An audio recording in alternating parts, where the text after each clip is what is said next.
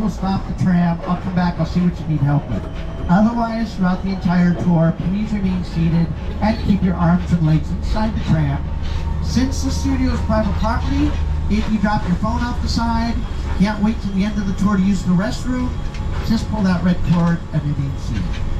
No smoking on the tour. Be aware the trip is going to include sudden tram movements, loud noises, fire effects, and water effects. So keep an eye on your items so don't get wet. And finally, we ask that you please refrain from using selfie sticks on the tram. So let's get our 60th anniversary tour on the road. To help kick it off, here's our master of ceremonies and host of The Tonight Show, Jimmy Fallon. Hi, I'm Jimmy Fallon. Welcome aboard the world-famous studio tour. I know what you're thinking. Why the tux? Well, we're celebrating our 60th anniversary. That's right, 60 years of glitz, glamour, and our own great white shark. As we celebrate our diamond anniversary today, we'll pay tribute to Universal's past and take you behind the scenes to discover why this studio tour is world famous. So whether this is your first visit or your 60th, get ready for fun, excitement, and an experience like no other. Thanks, Jimmy. Back on March 15, 1915, our founder Carl Laemmle invited the public into the studio to watch silent movies being made, and the guests could walk from set to set and marvel at the technology that was involved in filmmaking. But with the invention of sound and the need for quiet on the set, the original walking tour ended. But then in the 1960s, under the leadership of our chairman Lou Wasserman and executives Al Dorskin and Jay Stein, the idea of reviving the tour of the studio returned when the Gray Line bus tours, originated in Hollywood, made a stop at our front gates. July 15, 1964, the first of our red and white glamour trams took 67 passengers on a 2-hour tour around the lot, and the world-famous Universal tour was born. We started with 2 drivers, two tour guides, and 1 ticket seller working out of a booth on Lancashire Boulevard, and from there the tour expanded with effects like the burning house and the rock slide, which were in this area back in the 1970s and 80s. We're going to take the tour through two different sections of our studio. Later we drive to the Backlot where we have the large exterior sets for filming. But we start the tour in the front lot, passing our sound stages, like this first stage off to the left, stage 12. That's the oldest and the largest stage we have at the studio, built in 1928. That's where we filmed Frankenstein. Back in 1931, the inside of Frankenstein's laboratory was in that stage. Dracula's castle was built in that stage the same year. All of these sets, at one point, had been built inside stage 12.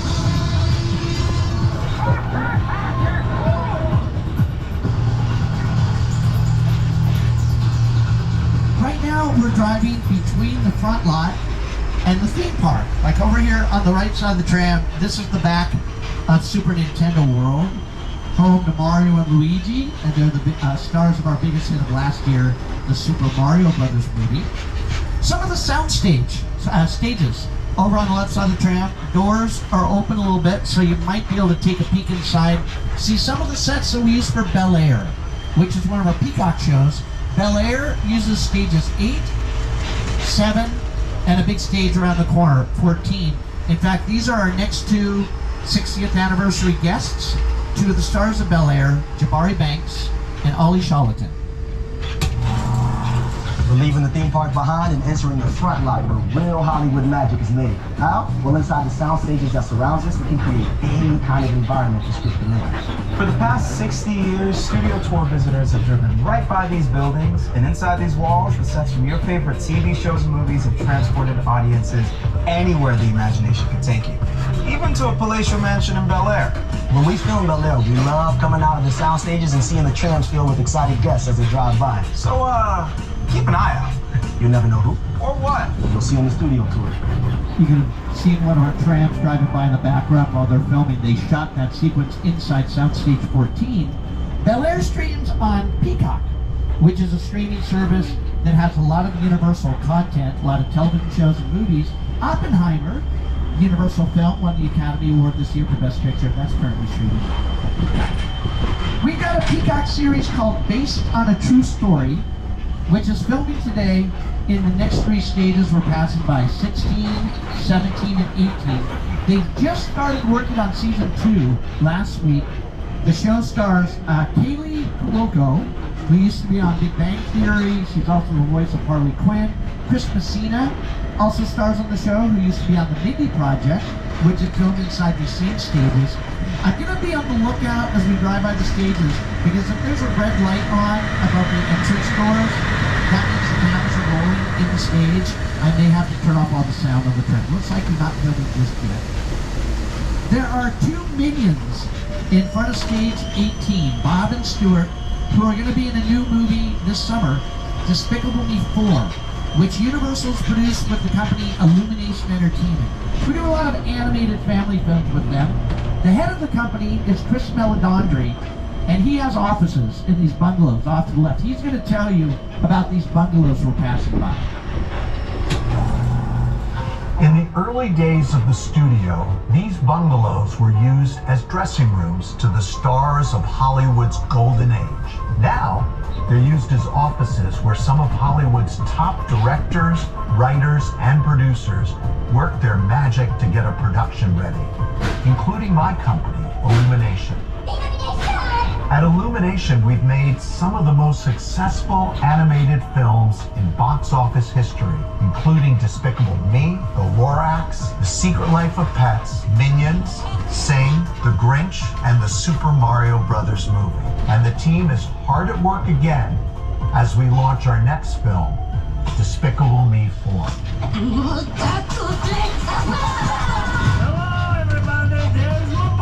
I know you love your dada. Go up, say it.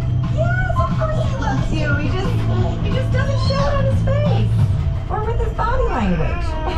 We've had some really good sequences in Despicable Me movies. The heist of the Honey Badger is now officially my favorite. What it comes down to is the emotional through line. And I believe that that's why these movies have stayed in people's hearts. That comes out in July. Behind the last office, on the left side of the tram, we've got 2 more sound stages, one of which is used for Lopez versus Lopez, our NBC comedy series with George Lopez and his daughter Mayan. They're not filming today, they're on hiatus. They have a little break before they come back for season 3. And we're filming a new NBC comedy series called St. Denis Medical, which stars David Alan Grier, and that films in the last stage on the corner as we make the turn. So we're going to move away from the front lot, away from the production offices and the sound stages, and now cross the border into our back lot. We're about to cross the imaginary boundary onto the back lot, where we have exterior sets for many outdoor scenes. Over the last 60 years, studio tour guests have seen these locations turned into big cities, quiet suburbs, even that guy's hometown. Yeah, that guy. For countless movies and TV shows. This is Universal's Metro sets. So while they've been filming St. Denis Medical in the sound stages, they've been preparing some of our backlot sets for the show as well. There's a building over on the corner of the right side of the tram, and they're going to be using this as the exterior of the hospital on the show. We're about to drive right through one of the most famous sections of our backlot where they filmed Back to the Future. And one of the stars of the film, Leah Thompson, and one of the producers of the film and co-creators, Bob Gale, is going to tell you about the area we're about to drive through. Welcome to the Courthouse Square. These sets were used to create Hill Valley in the Back to the Future films. And they represented multiple time periods, 1985, 1955, and the far, far distant future, 2015. To this day, this is one of the most popular sets on the Universal Studio Tour. We had a lot of fun making those films here on the lot. I wonder what it would be like to go back to those days. If only we had a time machine. Hey everybody, do you think we can get this tram up to 88 miles per hour? I think we're at top speed right now. See you in the future. We now enter Courthouse Square, which was used as the town of Hill Valley and Back to the Future. The street that we're on right now is the street that Marty drove the time machine down at the end of the film, right before lightning struck the clock tower. There's Doc Brown's time machine right there on the sidewalk. the City Hall building got struck by lightning at exactly 10:04. Every now and then throughout the tour, we stop the tram just for a moment or two, allowing you time to get some pictures of the area. This is going to be a quick stop here. Lately, we've been using this part of our backlot for 3 different television shows. We've been using it for Bel Air, Quantum Leap, which, like Back to the Future, is a show that involves elements of time travel, and the comedy series Ted, with the Talking Bear, which streams on Peacock. On Ted, they've been using that City Hall building as the high school where the main character goes. So, yeah, go ahead and grab some quick pictures, and then go ahead and return to your seats. We just want to make sure no one is standing up while the tram is moving. Up on the monitors here, I can show you how they use this part of the backlot. Let me see. Where is it? Here we go. Hi everyone, Seth MacFarlane here, and I'm excited to share with you a behind-the-scenes look at my Peacock original event series, TED. It's a prequel series set in 1993, and that means our skilled craftspeople had to build a high school, a house, and even recreate downtown Boston as it looked back in the day, using exterior sets and facades that you're about to see on the tour. But I should warn you, TED is intended for mature audiences only. So grown-ups, tell the kids to go in the other room before you watch. Oh, come on! We've been using this section of our backlot as Boston for the series Ted. This area of the lot, we once had a classic attraction on the studio tour. And to tell you about it, I got one of the stars of our 2005 version of King Kong, Jack Black. And self-action. Did you know the Metro sets were once the home to Hollywood's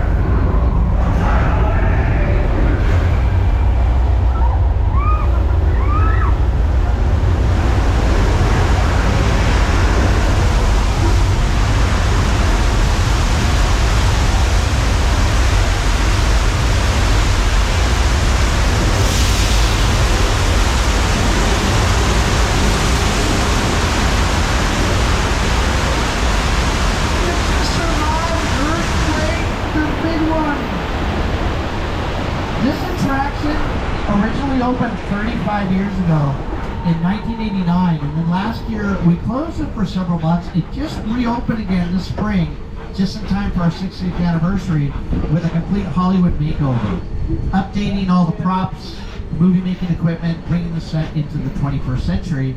And of course the attraction was based on the movie Earthquake, which starred Charlton Heston. That film came out in November of 1974, so this year that movie celebrates its 50th year anniversary. Now that you've just experienced an earthquake, we have to calm you down a little bit. We're going to take you to a peaceful part of the backlot. We're going to go up the hill to a little island called Amity. Amity is a word that means friendship. It's also the island from Jaws.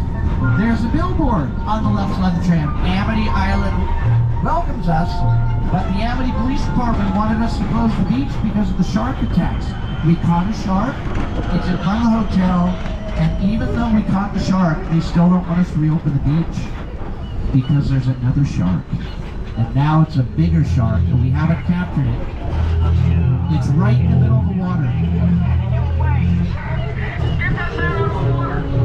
It's coming towards us.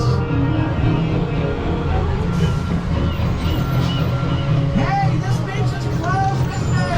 There's another shark!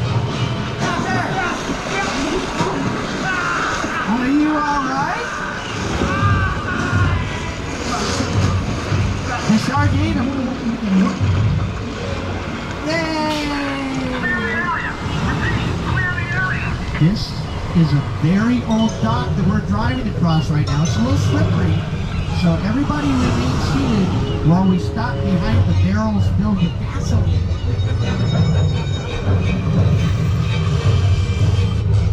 Oh look, the shark took the dock.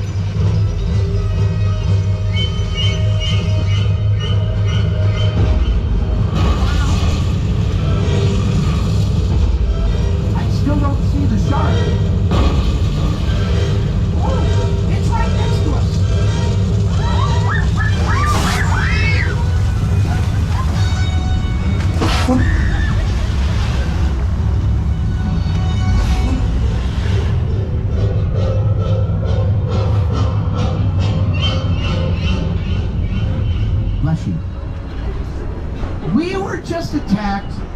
by a great white killer shark, of course inspired by the movie Jaws, which next year turns 50 years old. That came out in the summer of 1975. This shark, they built several full-size mechanical sharks to use for different shots, and none of them would work. They kept breaking and they kept malfunctioning. And we're going to drive by another classic effect on our studio tour right now. And to tell you about this one, I've got today's show co-host and weather anchor, Al Roker. Time for my favorite part of the tour, weather. When it comes to film and TV, it is truly a special effect. In fact, to demonstrate how weather effects are created, we debuted our first major attraction here on the studio tour way back in 1968.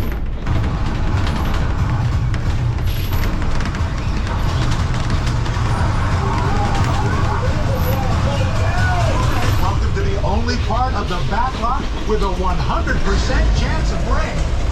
The flash flood. We are going to demonstrate how we do some very simple weather effects. We have sprinklers hidden in the trees in the area. We're going to turn them on. We're going to make it rain around the train. All the water that we use for the special effect is recycled. However, the set is built on a hill. And over the course of the day, there's a lot of water building at the top of the hill. At one point, it overflows. It all rushes back down, and it creates a flash flood in the area. And there's been a couple times the flood has hit one of the trams as we're passing through. This morning, we are that tram. So be careful if you're sitting over on the left. There's a flood coming. Uh-oh.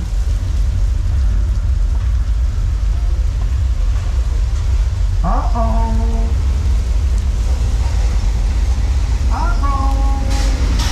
There we go.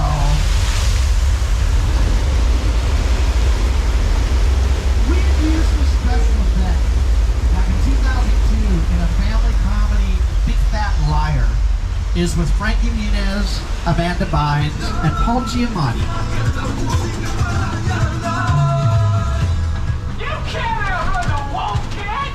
We'll see about that. That actor, Paul Giamatti, was just nominated for an Academy Award this year for Best Actor for his performance in The Holdovers. This Mexican village that we're driving through had been used in the comedy Three Amigos. Starred Martin Short, Steve Martin, Chevy Chase. Nacho Libre, Paramount film with Jack Black, also used this area. And when we leave the Mexican village, we cross the border into the Old West, our old western town, where we had filmed movies that starred John Wayne and Jimmy Stewart, Kirk Douglas, and Clint Eastwood.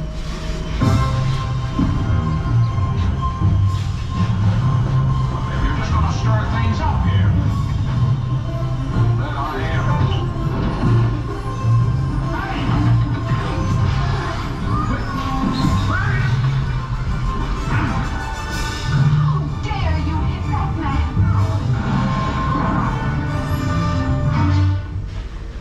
Mine hit the ground first.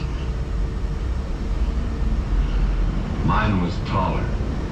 Although we didn't start giving tours of the studio until 1964, the studio itself opened here in 1915. These are some of the first sets that were built on the lot. These were originally constructed for silent films, and the sets are still used for productions. There's a suspense movie, kind of a horror suspense movie that filmed out here a couple months ago that's going to be released in July called Maxine, which is the third part of a trilogy. It follows the movies X and Pearl. These three movies are written and directed by Ty West for another film company, A24 Productions. So another company rented out a couple sections of our backlot for the movie. That's going to be released in July, the same month that we're going to be releasing Despicable Me 4.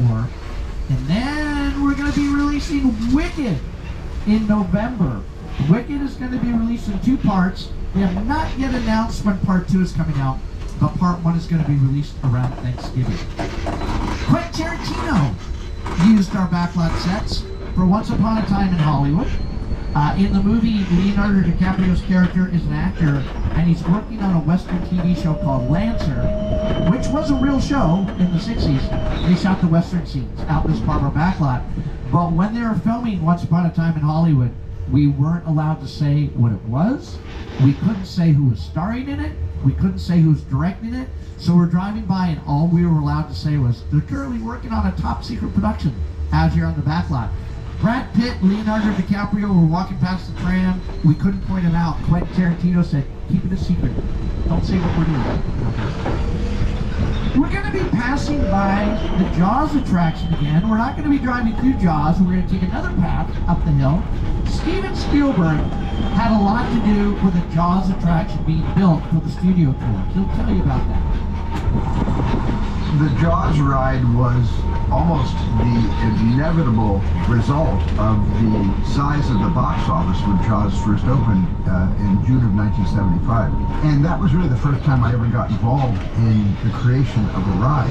It was a great honor to be invited into a creative circle of tremendous designers at Universal that were trying to figure out how to replicate what the movie had done to audiences in a real way by building a physical shark that would come out of the water and terrify tourists as they were sitting in the tram.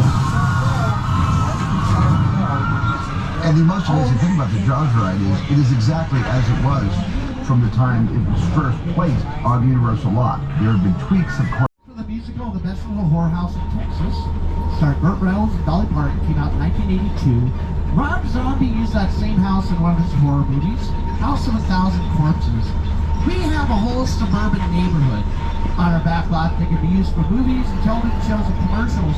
In fact, they're using the street on the left side of the tram. They were filming a commercial out here yesterday. The houses in the neighborhood were used as Wisteria Lane on Desperate Housewives. That series filmed here for 8 seasons. We also use that part of our backlot for our comedy series Ted with the talking bear. There are 2 statues on the left side of the tram, Lion Estates, which we use in the Back to the Future films. Those statues were placed on the corners of the street that led to the McFly house where Marty and his family lived. Those statues are replicas of the ones that were used in the movie. Those were built for the first film's 30th anniversary. Steven Spielberg is one of the executive producers of Back to the Future. Right now, we're driving up Steven Spielberg Drive. We have a long relationship with the Academy Award-winning director that goes all the way back to the beginning of the studio tour. My entire career began with my relationship with Universal Studios just as a high school kid on a tour bus. Remember, in those days, there weren't trams, there were buses called the Gray Line Tour Bus. And I was so excited and thrilled to be on the lot. This was my first time ever on a movie studio lot. And during a bathroom break, I hid in the bathroom, and when everybody left to get back on the bus, I waited another that he had built for the filming of War of the Worlds, a Paramount film with Tom Cruise. The airplane crash site is a perfect example of a set that is all designed around a vision experience. You sit down to talk about the War of the World. I thought, what if the 747 goes down right in the big neighborhood? Because it's just something you don't see. That was a real airplane. When they were making the movie, they got a full 747 and did that to it. And in front of the airplane, also on the right side of the train, we have a set that's been a highlight on the studio tour since it first started back in 1964. This is the house from Psycho. Directed by the master of suspense, Alfred Hitchcock, starring Anthony Perkins and Janet Leigh. Just beyond the Psycho house, you may be able to get a picture of our official scale model of the Hollywood sign. And as the Universal Studio Tour celebrates its 60th anniversary, the Hollywood sign is celebrating its 100th year. For the first few decades of the studio tour, one of our hallmarks was a visit to Prop Plaza, where guests disembarked for once-in-a-lifetime photos and to interact with characters, vehicles, and props from their favorite productions. And just in time for our 60th anniversary, we brought that opportunity back. And there are going to be plenty of photo opportunities in this area, which you can enhance with a Universal Cinematic AR filter that puts you into a digital environment inspired by one of Universal's iconic motion pictures. Just scan the QR codes found on the 60th anniversary signs for Jaws and King Kong. Visit the effects page on the Universal Studios Hollywood with the different studio guide. So you're going to want to take all of your personal belongings with you. Also bring your 3D glasses because you're going to want them as the tour continues. While you're in this area, we have photo opportunities of one of the original glamour trams. You're going to be able to get a good picture of the Hollywood sign in the area. We've got the Bates Motel, the Cycle House. We have photo op screenplay. So his first movie that he wrote won an Academy Award. Then he directed Us, and that was followed by Nope. Jordan Peele took our tour when he was 12 years old, and this is what he remembers about his experience. I remember going to Universal Studios when I was 12 years old, feeling this feeling of wonder. You know, one of my first trips at Universal Studios, seeing the Jaws ride, one of my favorite movies of all time. Just feeling like, that's him. That's the Jaws. Like, I don't even know if that is the Jaws. I hope it is.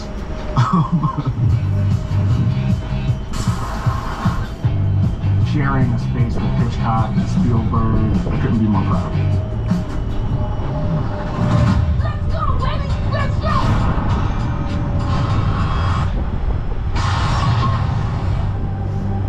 We're about to drive through one of the sets from one of Jordan Peele's films. Over here on the right side of the tram, we're coming up to the little town of Jupiter's Claim. And this was built for the filming of Nope. We're going to stop in the middle of the set just for a moment or two, giving you time to take some pictures. And as we drive through, I'll bring back Jordan Peele, and he'll tell you about Jupiter's Claim. Movie magic only happens when a team of collaborators, often in the hundreds, work together to take an impossible mission and bring it to life. This is Jupiter's Claim, a nostalgic, small-time Southern California amusement park owned by former child star Ricky Juke Park.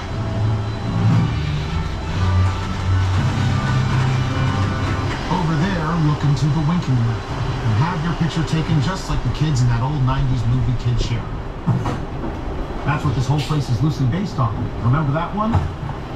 No? Why? A little further down, you can see the brand new Star Lasso experience. Built to showcase an unbelievable new live show. Of course, not looking so live anymore.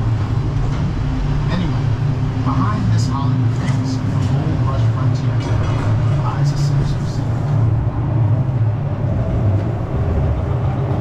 It is smack dab in the center of the hotspot.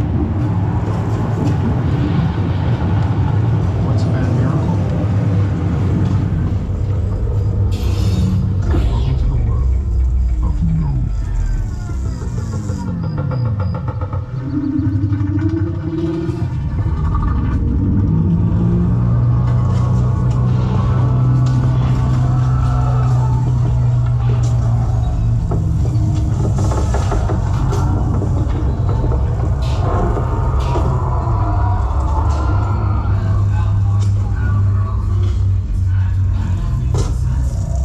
When we leave the set of Jupiter's Claim, we're going to be entering an area where we once had an attraction on the tour called the Doom Glacier Expedition, but it was better known as the Ice Tunnel. And in the 1970s, it was featured in an episode of The $6 Million Man, which starred Lee Majors.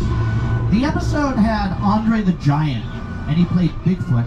But back in the 1970s, the tram would climb to an imaginary elevation of 12,000 feet, and the only way to get back to the theme park was through the ice tunnel where the slightest sound could create an avalanche. And it always did. It caused the walls to spin and everybody on the tram to kind of tilt along with the special effect. Whenever we would drive through the ice tunnel, we would drive through very slowly, trying to prevent the avalanche. But today, we're going to drive through very fast, because this is now the home to Fast and Furious Supercharged. We've got a villain.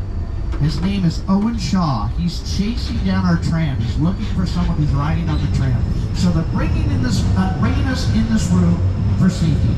There's no need to put on your 3D glasses. Right now, we're just going to hide until it's safe for us to go back outside. There are some people in the building who are going to help keep us safe. Here's one of the characters from Fast and Furious, Roman Pierce. His name is Roman Pierce.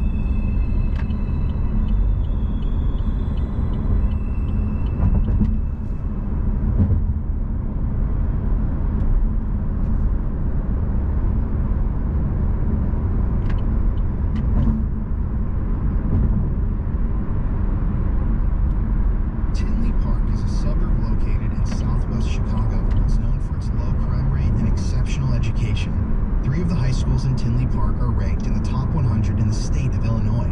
And because of this, many people around the Chicago area moved to Tinley Park to get away from the city and raise their families in a better area.